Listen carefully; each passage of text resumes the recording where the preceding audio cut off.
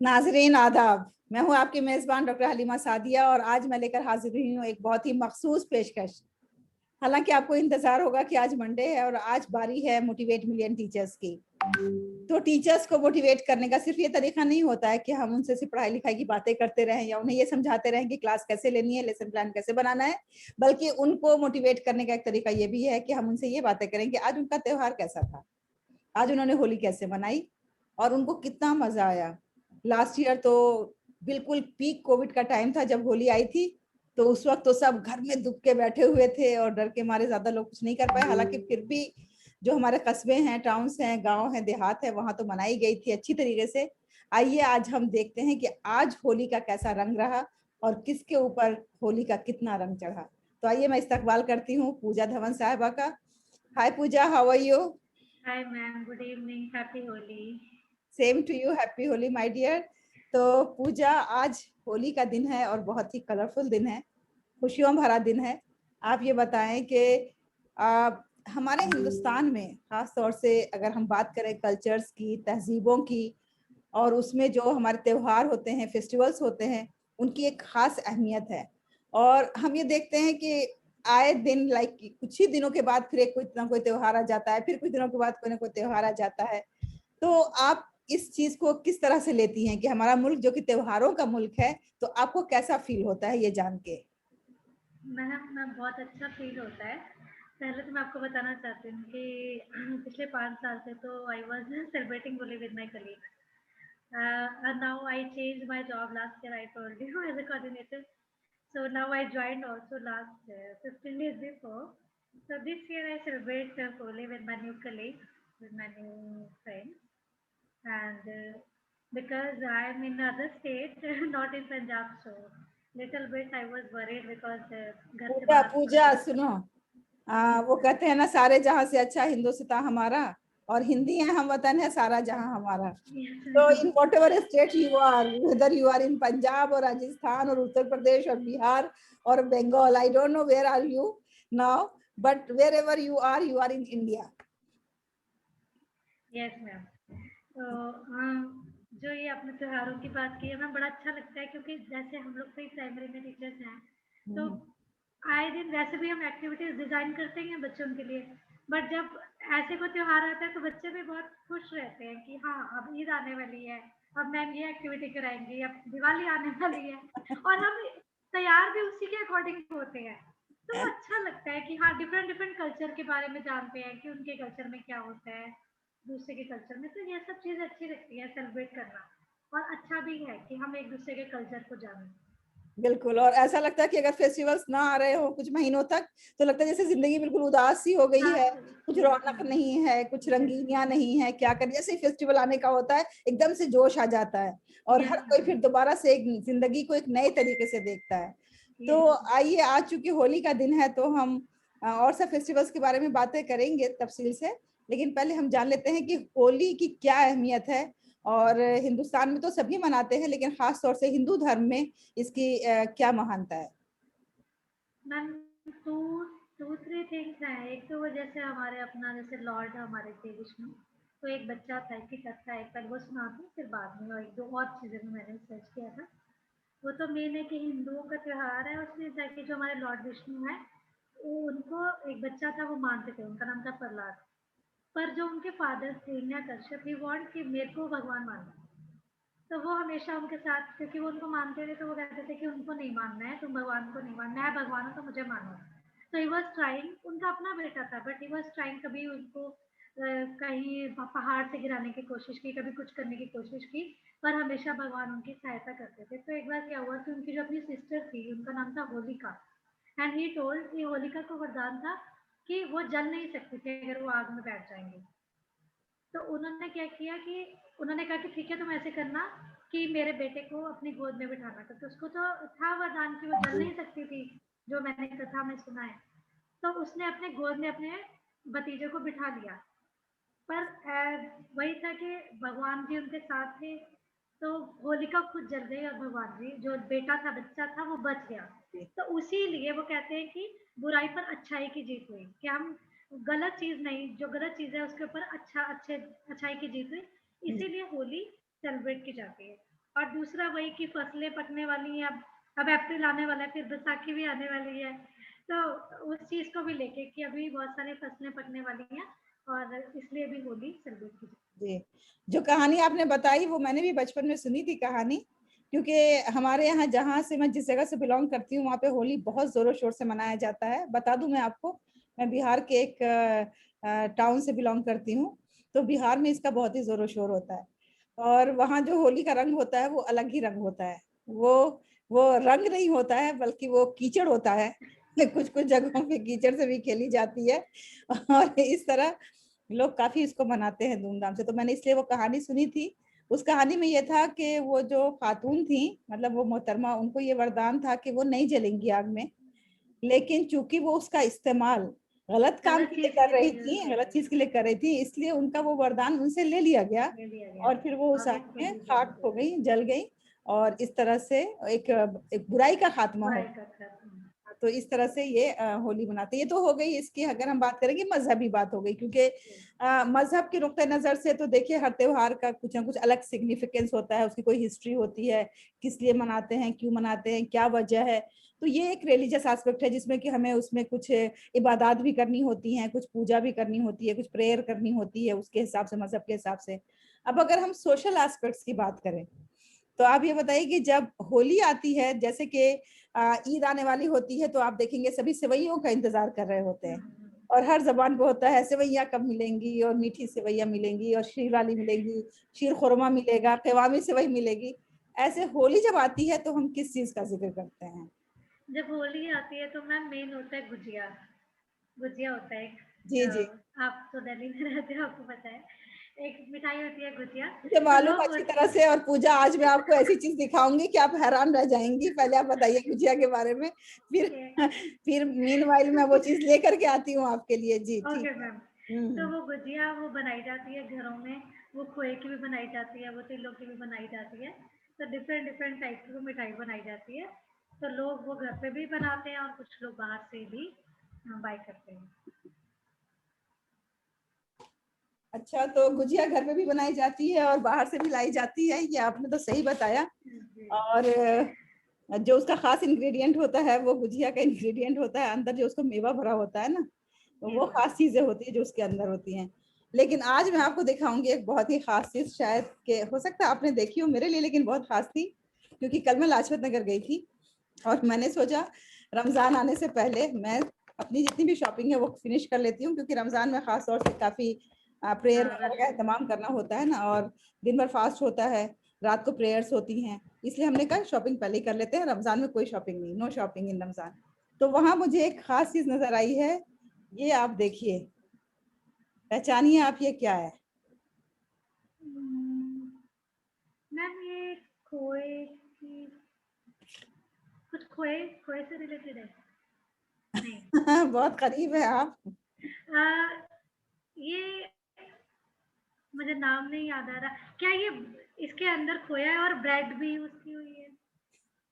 Exactly exactly, ये है baked gujiya. जैसे ओके। आपने भी बात की ना कि गुजिया के अंदर खोया वगैरह डाल के उसे फ्राई कर देते हैं। अब आजकल तो लोग बहुत हेल्थ कॉन्शियस हो गए हैं, तो अब इस वजह से वो फ्राइड पसंद नहीं करते हैं। और उसमें भी बहुत ज्यादा शीरा होता है ना, उसको फ्राई करने के बाद शीरे में भी तो डालते हैं, तो शक्कर बहुत होती है, तो वो भी लोग अवॉइड करना चाहते हैं आजकल हेल्थ कॉन्शियस होने की बिना पे। तो ये गुजिया बेक बनाई गई है, और इसके अंदर गुजिया का ही इंग्रेडिएंट, अगर मैं इसे खोल करके आपको दिखाऊं कि इसके अंदर क्या भरा हुआ है, तो एग्जैक्टली ये आप देखें। ये देखिए, ये सेम गुजिया के सेम द अंदर जैसे सेम। खोया होता है वैसे ही बिल्कुल खोया इसके अंदर, और ड्राई फ्रूट भरे हुए हैं। लेकिन ये जो ऊपर का इसका लेयर है, ये बेक है। ये कल मुझे नजर आया, मैंने लाजपत नगर में फिर वो ये बॉक्स ले लिया आपके लिए खास तौर से। थैंक यू मैम, आ रही हूँ अभी मैं। वर्चुअली प्रेजेंट कर सकती हूँ, क्योंकि आप इतनी दूर हैं कि वहां जाने का और देने का तो अभी इतना मुमकिन नहीं हो सकता है। तो पूजा, ये तो हमने बात कर ली होली की। अब देखें, हमारे मुल्क में बहुत से मजाहिब के लोग रहते हैं, और सब सभी बहुत ही प्रेम के साथ, बहुत ही आज़ादी के साथ रहते हैं। तो ऐसे में देखें, हर मजहब का कोई एक ना एक बहुत बड़ा फेस्टिवल होता है। कई बार दो तीन भी हो जाते हैं, लेकिन एक बहुत ही अहम होता है, बहुत ही बड़ा होता है।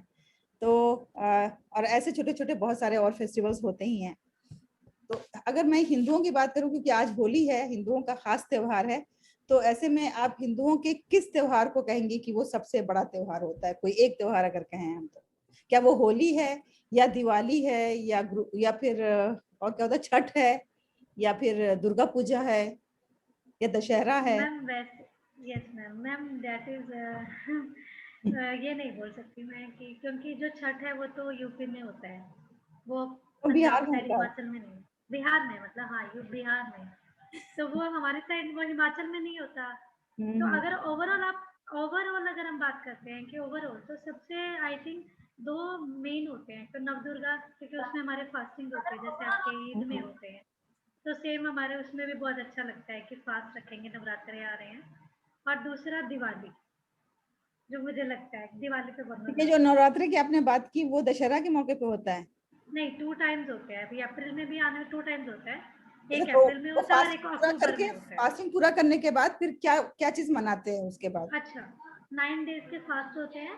उस 9 डेज के फास्ट में हम लोग वही नवदुर्गा की पूजा करते हैं, और जब 9th डे होता है तो उसमें हम लोग जो भी हमने मतलब फास्ट रखे थे उसका पूजन होता है। तो हम क्योंकि माता को लेके 9 माता थी, जो 9 हमारी वो लॉर्ड लक्ष्मी माता और शेरावाली माता जैसे जो भी थी, उनका 9 डेज में फिर हम 7 to 9 कंजका को बिठाते हैं, छोटी छोटी बच्चियाँ, अच्छा मतलब अच्छा। 13 एज से जो छोटी होती है उन उनको कंजका दी जाती है।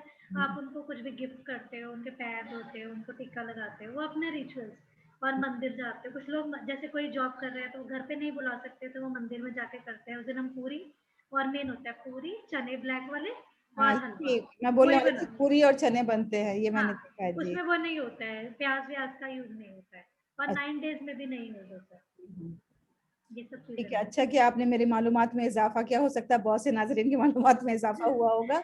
और वैसे खास आमतौर पर जब बात होती है तो होली और दिवाली की ज्यादा बातें होती हैं कि हम सब दिवाली को और होली को जो मेजर फेस्टिवल्स हैं वो मेजर फेस्टिवल्स में उनको काउंट करते हैं। और ऐसे अगर हम मुसलमानों की बात करें तो इस्लाम में जो, अगर हम दो मेजर फेस्टिवल्स की बात करें तो वो ईदैन है, यानी कि दो ईद हैं। हाँ, एक है एक एक एक होती है जी, एक होती है जब ईद आने वाली है, जैसे 40 डेज वाले रोजे होते हैं। हाँ, एक महीने के रोजे के बाद आएगी, उसको कहते हैं ईद उल फित्र। अच्छा और ओके। हाँ, उसको ईद उल फित्र कहते हैं। वो मीठी ईद भी कहते हैं आम जबान में, मीठी ईद यानी उसमें सेवैयां बनती हैं इसलिए उसे मीठी ईद कहते हैं। और जो दूसरी ईद होती है वो होती है ईद उल अधा उसे कहते हैं, जिसमें कि कुर्बानी करते हैं। तो तो जो ये वाली होती है ना, ये जो जो आपने बताया ईद उल फितर, इसमें नहीं होती है कुर्बानी? नहीं, इसमें कुर्बानी नहीं होती है। इसमें जो हमारी कुर्बानी है वो 30 दिन, 29 या 30, जितने का भी महीना होगा उतने दिन खाना पीना छोड़ना, गलत कामों को छोड़ना ही हमारी कुर्बानी है। कुछ ना कुछ सेक्रीफाइस करना है गॉड के लिए। तो ओके। हमें खाना पीना सेक्रीफाइस करना है, गलत कामों को सेक्रीफाइस करना है, झूठ नहीं बोलना है, किसी के साथ बुरा व्यवहार नहीं करना है, ये। और वो भी सुबह से लेकर के और सनसेट तक। हाँ उसके बाद फिर सनसेट के बाद से सब कुछ परमिसिबल हो जाता है। तो ये बट वो होती वो है। चीज वो चीज 7:30 8 o'clock के बाद जब आप इफ्तारी करते हो। अलग अलग टाइमिंग हो, जैसे आजकल टाइमिंग जो है वो 6:40 दिल्ली के में है। तो अच्छा। ऐसे अलग अलग स्टेट्स में अलग अलग टाइमिंग होते हैं, तो हम उस टाइमिंग के हिसाब से ही उसे फिर ब्रेक करते हैं, अपने फास्ट को ब्रेक करते हैं। तो उसकी शुरुआत होने ही वाली है अप्रैल में, देखिए 12 या 13 अप्रैल को शुरू होने वाला है वो। तो उसकी तैयारियां चल रही हैं सब जगह। उसके बाद अगर हम बात करें सिखों की, तो जो उनके यहाँ जो मेजर फेस्टिवल, अगर हम उनकी बात करें तो उनके यहाँ जो मेजर फेस्टिवल है वो है गुरु पर्व। तो जी। आप तो चूंकि पंजाब से ही हैं, तो आप बताएं कि आपने करीब से देखा होगा वहाँ मनाते हुए गुरु पर्व, किस तरह से मनाते हैं और क्या उनका तरीकाकार होता है उसमें? मैम उसमें जैसे मैं आपको बता रही हूँ, जैसे अभी होली का है तो क्योंकि I am from Anantapur side जहाँ पे गुरु ग्रंथ साहब खालसा पंथ की स्थापना हुई थी गुरु गोविंद सिंह जी ने, तो हमारे वहाँ पे होला मोहल्ला भी मनाते हैं, मतलब होली का होला मोहल्ला, उसमें बहुत सारे मेले लगते हैं और जो वो गटका खेलते हैं ये सब होता है। बहुत सारे लोग दूर दूर से वहाँ पे देखने आते हैं गुरु, जो हमारा गुरुद्वारा है। और जो आपने बोला अभी दूसरा हमारा गुरु पर्व होता है, गुरु पर्व में भी सुबह 4 4 बजे प्रभात फेरी निकलती है, मतलब नंगे पैर जाते हैं और सारी सड़कों को साफ करते हुए, पानी गिराते हुए साफ करते हुए साथ जाते हैं, और भगवान का नाम मतलब गुरु ग्रंथ साहब जी का नाम लेते हैं, सतनाम वाहिगुरु, और गुरुद्वारे में सेवा करते हैं, मन को अच्छा लगता है। उसमें ये तो होता है। है कि देखिए अगर हम जितनी दूसरों की सेवा करेंगे उतना ही हमें उसमें शांति मिलेगी। लोग कहते हैं कि लोग दूसरों को हेल्प करने के लिए कर रहे हैं, लेकिन हकीकत क्या है, हम दूसरों के लिए नहीं अपने लिए कर अपने रहे लिए हैं। कर रहे हैं। क्योंकि दूसरों को अगर हम नहीं करेंगे तो कोई ना कोई तो कर ही देगा, उनका काम तो चल ही जाएगा दूसरों का काम। लेकिन जो हमें खुशी मिल रही है वो तो हमें नहीं मिलेगी, वो तो हमारा हिस्सा है, हमें ही उसको करना है तब मिलेगी। अब अगर हम बात करें तो चलिए, हमने मुसलमानों, हमने हिंदुओं की बात कर ली, इस्लाम की बात कर ली, सिखों की बात कर ली। अब हमारे जो दो मेजर रिलीजन्स और हैं हमारे मुल्क में, वो है जैनिज्म और बुद्धिज्म, और फिर क्रिश्चियनिटी। तो क्रिश्चियंस का तो हमें मालूम है, चूंकि ऑल ओवर द वर्ल्ड बहुत ही धूमधाम के साथ क्रिसमस मनाया जाता है। तो क्रिसमस हम सभी मनाते हैं, और वो उसके बच्चों को खासतौर से इंतजार रहता है, क्योंकि उसमें सेंटा क्लॉज आता है और गिफ्ट देता है। तो बच्चों के लिए बहुत ही अट्रैक्टिव होता है वो बच्चों, हाँ वो बच्चों का इंतजार रहता है। अब बुद्धिज्म और जैनिज्म की अगर हम बात करें तो उसमें महावीर जयंती जैनियों के जरिए मनाई जाती है, महावीर जयंती। और बुद्धिस्ट में बुद्ध पूर्णिमा मनाते हैं। ये दोनों भी रिलीजियस फेस्टिवल्स हैं, जैसे कि उनके मजहब के जो मानने वाले लोग हैं वो मनाते हैं। लेकिन इन तमाम मज़ाहिब पर अगर हम गौर करें तो एक बात बहुत ख़ास है, वो ये है कि हर फेस्टिवल में कहीं ना कुछ अच्छाई इन्वॉल्व है, और कुछ ना कुछ कहीं ना कहीं सेक्रीफाइस इन्वॉल्व है, और फिर कहीं ना कुछ इनमें खुशियाँ इन्वॉल्व हैं। तो ये तीन चीज़ें जो हैं कि अच्छाई हमेशा पनपती है, सेक्रीफाइस करने से अच्छाई पनपती है, और खुशियां बांटते चलो। जितनी हम खुशियां बांटेंगे, ये मैसेज होता है हर फेस्टिवल का कि हमें खुशियां बांटते चलना है। आप इस बारे में क्या कहती हैं? ओके मैम, ये तो है ही है कि जैसे कहते हैं ना कि गिव एंड टेक, लाइफ में गिव एंड टेक चलता है। ये नहीं कि मतलब हम कुछ तो इसलिए करते हैं ना कि अगर हम करेंगे तभी हमारा कोई करेगा, ऐसा नहीं होता है कि अगर मैं आपसे प्यार करूंगी तो वही आप प्यार करोगे मुझसे, ऐसा नहीं होता है। वही जो आपने पहले बात कही कि मैं आपको अगर कोई चीज़ दे रही हूँ या मैं आपकी हेल्प कर रही हूँ, मैं आपके लिए नहीं कर रही, वो मैं अपने लिए कर रही हूँ, क्योंकि मुझे खुशी मिल रही है आपकी हेल्प करने में। तो आई थिंक अगर हम खुशियाँ देंगे तो हमें खुशी मिलेगी, और देनी भी चाहिए, क्योंकि खुशियाँ बांटने से बढ़ती है। अगर हम किसी के, अगर मान लो मैं किसी भी बात से दुखी हूँ, अगर आप मुझे एडवाइस करते हो, आप मेरा दुख कम नहीं कर सकते, बट आप मेरा दुख थोड़ा सा बांट सकते हो, आप मुझे समझा सकते हो। तो सेम थिंग है, अगर हम खुशियों में शामिल होंगे तो अच्छा लगता है। अच्छा पूजा, सबसे बड़ी बात तो ये है कि देखो दुख क्या होता है। दुख क्या है? दुख एक फीलिंग का नाम है ना। जैसे घर कोई घटना, कोई एक्सीडेंट हुआ, है ना। एक मिसाल लेती हूँ, एक एक्सीडेंट हुआ, और एक्सीडेंट को आपने ऐसे लिया कि ये तो होने वाली चीज थी, हो गई, ऊपर वाले की मर्जी है। अब मुझे कार को लेके जाना ठीक कराने के लिए, या खुद को ले जाना है हॉस्पिटल में ठीक कराने के लिए, है ना। और आप बिल्कुल इत्मीनान है, मुतमईन है, तो ठीक है, डॉक्टर इलाज करेगा, मैकेनिक कार बनाएगा। तो ये हो गई, आपको ने एक एक्सीडेंट को किस वे में लिया। और इसी को अगर आपने इस तरह से लिया कि हाय ये क्या हो गया, क्या मुसीबत मेरे सर आ गई, मेरा ही एक्सीडेंट क्यों हुआ, वो कितना नालायक बंदा था, उसने ऐसी गाड़ी क्यों चलाई, और मैंने क्यों ऐसा किया, आज मैं निकली क्यों घर से, मुझे मालूम था आज शनिवार है, मैं क्यों घर से निकली।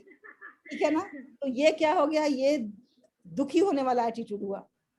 तो घटना तो एक ही घटी है, लेकिन आप, नजरिया, हाँ नजरिया। नजरिया अलग है, तो आप किसी में दुखी हो जाते हैं। अब जो आप कह रहे हैं कि अगर आप दुखी हैं और कोई आपका दुख बांट लेता है, वो क्या बांटेगा, वो यही बांटेगा जो आपको नजरिया है ना उसको चेंज कर देगा। उसको कहेगा कि भाई जो होना था हो गया, अब चलो उसको छोड़ो, आगे की सोचो कि अब क्या करना है। तो ये बहुत जरूरी होता है कि कोई हमें, हमारी नाकामी पे ना कोई हमें ये करे, अरे छोड़ो हो गया, तुम्हारा क्या कसूर है इसमें, तुमने क्या किया है। इतना बहुत काफी होता है कहने के लिए बंदे के। Yes ma'am. मैम इवन मैं एक बात शेयर करना चाह रही थी, जैसे आपने ये बात कही, मैं उस दिन ट्रैवल कर रही थी, तो मेरी किसी से बात हुई, तो उसने मुझे मोटिवेशन को लेके बात चल रही थी कि एक इंसान मोटिवेट गलत भी कर सकता है और सही भी कर सकता है। तो उसने मुझे एक स्टोरी सुनाई, मेरा मन कर रहा है मैं आपसे शेयर करूं। हाँ हाँ बिल्कुल बिल्कुल। स्टोरी ऐसी थी कि अब मुझे पूरा नहीं पता, केन्या में कोई मुझे इतना नहीं पता है, बट वो केन्या में कोई आदमी था। ही वाज थिंकिंग कि I want to die because I am very very sad. मैं बिल्कुल बहुत परेशान हूँ अपनी लाइफ से, तो मुझे मरना है। तो उसने सोचा कि ऐसे मेरे जैसे दुनिया में कितने सारे होंगे, तो क्यों ना मैं एक एडवर्टीजमेंट दे दूं कि जो दुखी है वो मुझसे आकर मिले। उसने एडवर्टीजमेंट दे दिया, और सबने, इतने सारे लोग थे दुखी, उसको लगा मैं अकेला नहीं, बहुत सारे लोग थे। 500-600 लोगों ने न्यूज़पेपर के ज़रिए उसको फ़ोन किया। उसने एक कॉन्फ्रेंस हॉल में हम सबको बुलाया और सबको कहा, अच्छा सबके क्या दुःख है? सबने अपने-अपने दुःख सुनाए, मैं सुबह से हूँ, मैं सुबह से। और उसने कैसा मोटिवेट किया, you will not believe. He said, आपका कुछ नहीं हो सकता। आप ऐसे करो, मैंने चारों तरफ साइनाइड लगाया है, जिसको लगता है कि ज़िंदगी खत्म करनी चाहिए वो कर लो। और सबने मैम 250 और 300 लोगों ने साइनाइड खा लिया और सब मर गए। तो उसने कहा कि देखो, एक मोटिवेशन, क्यों हम किसी को मोटिवेट कर सकते हैं सही होने के लिए। अगर उस इंसान ने सबको मरने के लिए प्रेरित किया तो लोग उसके पीछे चल पड़े, वैसे लोग ने जान दे दी। तो अगर एक इंसान किसी को मोटिवेट करे अच्छाई के लिए, तो क्यों कोई नहीं जी सकता है। तो बिल्कुल। हम अच्छी चीज के लिए भी मोटिवेट कर सकते हैं।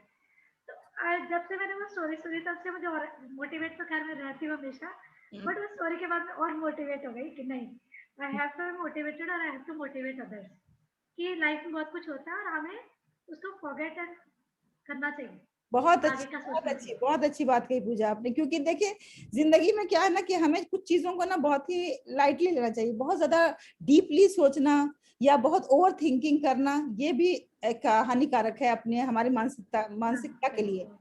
तो अगर हमें अपने माइंड को सही रखना है, अपने जहन को सही रखना है, तो हमें थोड़ा लाइटली, जैसे अब ज्यादा हद नाकामियां हमारी जिंदगी में क्या होती हैं, जैसे प्रोफेशनली तो ये होता है इंक्रीमेंट नहीं मिली, या फिर ये होता है कि चलो हमें शाबाशी नहीं मिली, हमारे स्कूल में दूसरी टीचर को इनाम मिल गया, हमें नहीं मिला। मेरे साथ ऐसा बहुत बार हुआ है।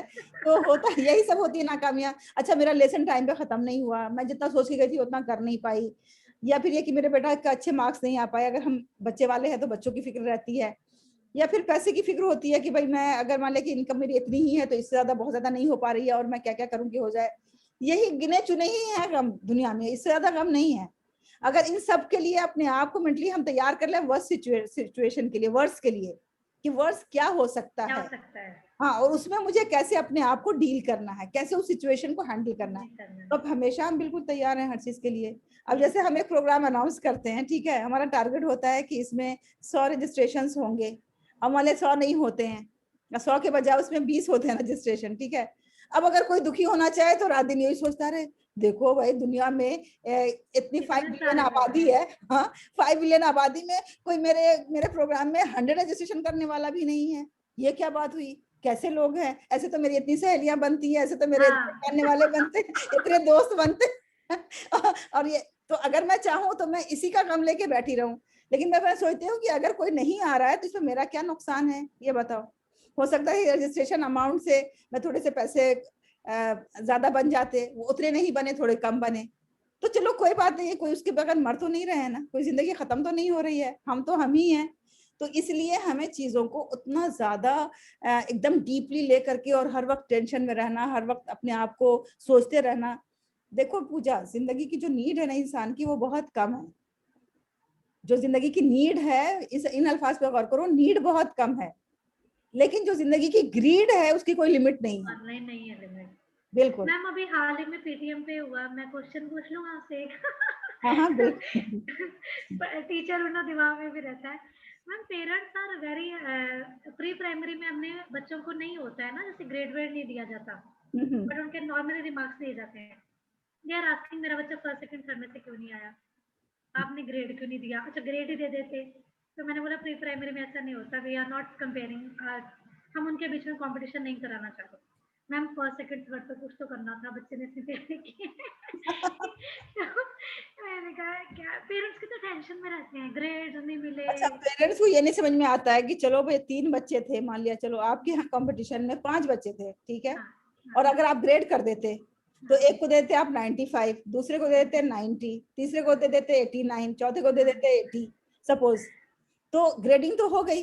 अब फर्स्ट वाला बच्चा तो ये सोच रहा था कि मैं तो टॉपर हूँ, 95 मार्क्स आए, लेकिन मैं तो टॉपर हूँ दुनिया में, मुझसे बेहतर तो कोई है ही नहीं एक्सपर्ट नहीं दुनिया में, है। मैं तो बिल्कुल परफेक्ट हूँ, एक्सपर्ट हूँ। और जो फिफ्थ बच्चा होता है, जो हालांकि 80 लाया हुआ होता, वो यही सोच रहा था मैं तो डफर हूँ, सबसे नीचे मैं ही हूँ। हालांकि हम सब जानते हैं कि 80 और 90 के दरमियान कोई फर्क नहीं होता है। नहीं होता है। ये बसा औकात क्या होता है ना कि बच्चों के अपने उस टाइम पे बच्चा किन हालात से गुजर रहा था, उसकी सोच क्या थी, उसके डिफरेंट उसके पैटर्न क्या होता थे। है सोचने का, डिफरेंट हालात होते हैं जिसकी बिना पे ये डिफर करते हैं मार्क्स। तो ये बात लोगों को समझ में नहीं आती है। अच्छा, जैसे बच्चे आते हैं हमारे यहाँ कॉम्पिटिशन में, तो हमारे पास लिमिटेशन होती है कि अवार्ड 3 ही देना है। अब हर एक को तो ट्रॉफी नहीं दे सकते ना, मतलब कि 25 बच्चे आए हैं पार्टिसिपेट करने तो 25 ट्रॉफीज नहीं दे सकते हैं, हमारी लिमिटेशन है क्योंकि हमारे पास उतना रिसोर्सेज नहीं होते हैं 25 देने के लिए। जैसे मान लिया 3 को हमने दिया, तो जो चौथा बच्चा होता है वो भी खुद को क्या समझ रहा होता है कि मैं बिल्कुल डफर हूँ, मैं बिल्कुल बेकार हूँ, मुझे कोई इनाम नहीं मिला, मैंने क्या किया, मेरा सब कुछ बेकार हो गया। मैं तो ये कहती हूँ कि भाई ये जो ट्रॉफी है ये तो एक एडिशनल बोनस है। जो मेन हमें फायदा होता है कंपटीशन से वो क्या होता है कि हमने सीखा, हमने तैयारी की, हमारा कॉन्फिडेंस बढ़ा, हमारी अंडरस्टैंडिंग बढ़ी, लर्निंग बढ़ी। तो ये फायदा तो जो 25वें नंबर पे आया उससे लेकर के जो फर्स्ट नंबर पे उसको ये सबको है, ये फायदा तो सबको मिला। अच्छा पूजा, चलो ठीक है, हम टीचर से तो इसका ये मतलब नहीं है कि हम हर जगह ही टीचर टीचर खेलते रहे कभी कभी जो है टीचर के रोल से बाहर भी निकलने की जरूरत है, इसलिए अब आप टीचर के रोल से बाहर निकलो। अच्छा आप मुझे ये बताओ कि आपने वो लिखे थे क्या, आपने थोड़ा सा रंग लगाया? देखिए ऐसा है कि हमारे यहाँ पे तो अपार्टमेंट में पहले ही नोटिस आ गया था कि इस बार होली नहीं खेली जाएगी क्योंकि अपार्टमेंट्स में सबसे ज्यादा लोगों को डर होता है अपनी जानों का, तो वो सबसे पहले रूल को लागू करते हैं। उन्होंने पहले नोटिस भेज दिया कि यहाँ पे होली का कोई सीन नहीं होगा इस बार। हाँ मैंने अपने दोस्तों को सबको विश जरूर किया, मैंने सबको मैसेजेस भेजे, ब्यूटीफुल कार्ड बनाया, मैंने उनको भेजा, आपको भी कार्ड भेजा है, मैंने भी आपको कार्ड भेजा है तो अपने दोस्तों को हमने विश किया है, हमने कार्ड भेजा है, उन्हें होली की मुबारकबाद दी है और हम ये दुआ करते हैं कि अब हालात ऐसे हो जाएं कि हर कोई खुशी खुशी इसे मना सके, एक दूसरे के घर जा सके। हाँ लेकिन इसमें थोड़ा सा जो एहतियात करने की जरूरत है वो ये कि कई बार होता है कि कई बार ऐसे रंग होते हैं जिनसे स्किन खराब हो जाती है, जिसमें इरिटेशन हो जाता है, जिसमें परेशानियां हो जाती हैं, तो उनको अवॉइड करने की जरूरत है। और दुआ करो कि मुल्क के हालात अच्छे हो जाएं, वरना तो अभी दोबारा से सुनने को आ रहा है कि शायद यहाँ लॉकडाउन लगने वाला है। तो मैं तो ऐसे सर पकड़ के बैठी हूँ कि 1 साल तक बच्चों ने क्या पढ़ा है और अब अगले साल क्या पढ़ने वाले। मैम बच्चे रोज पूछते हैं मैम, अब क्योंकि अब बच्चों का एग्जाम रिजल्ट निकल चुका है, पीटीएम हो चुकी है, अब 3-4 दिन से छुट्टियां रखी है। मैम कब स्कूल खुलेंगे, कब आप बुलाओगे, कब आपसे मिलेंगे, मतलब बच्चों को सच में दे आर ऑल्सो वेटिंग, 1 साल हो गया है, यही डर लग रहा है कि बस स्कूल जाए, फिर से ऐसा हो गया तो पता नहीं बच्चे फिर से निराश हो जाए। अच्छा पूजा, ऐसा है कि कबल इसके कि आपका टीचर फिर दोबारा से जाग जाए क्योंकि आप फिर दोबारा से स्कूल पे आ गई हैं, हमारे शो का टाइम खत्म हुआ चाहता है। हम अपने नाजरीन को बहुत बहुत होली की मुबारकबाद देते हैं और हम यही सबके लिए शुभकामना करते हैं कि उनका हर दिन बहुत ही खुश खुर्रम गुजरे और होली की तरह रंग गुजरे और उनकी पूरी जिंदगी में खुशियां बिखरी हुई रहें। इन्हीं दुआओं के साथ हम चाहते हैं इजाजत, और आपका बहुत बहुत शुक्रिया, आप जब हमारे साथ रही इस शो में। Thank you very much. Thank you, ma'am. Happy Holi once again. Same to you, my dear. Take care and bye-bye.